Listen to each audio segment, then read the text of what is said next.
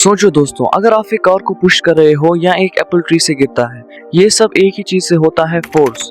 और इसी से जुड़े हैं न्यूटन के 3 लॉज ऑफ मोशन। चलिए समझते हैं। फोर्स मतलब पुश या पुल। यही चीज एक ऑब्जेक्ट के मोशन को चेंज करती है। फॉर एग्जांपल, पुश करते वक्त कार को धक्का लगाना या अर्थ का अपनी तरफ चीजें खींचना, जैसे एप्पल गिरना।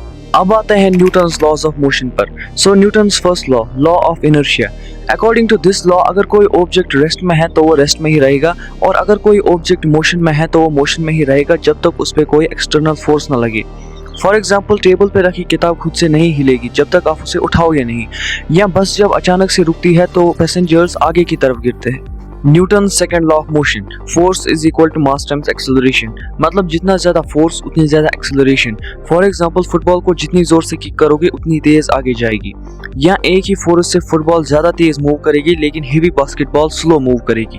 Newton's third law of motion, every action has an equal and opposite reaction. For example, gun fire करते ही पीछे रिकॉइल होता है, या स्विमर जब वाटर को पीछे पुश करता है तो ही बॉडी आगे बढ़ पाती है। तो दोस्तों, ये थे फोर्स और न्यूटन के 3 लॉज। सिंपल है, बस रियल लाइफ एग्जांपल्स और थोड़ा इमेजिनेशन लगा के समझना है। मिलते हैं अगली वीडियो में। Till then keep imagining physics.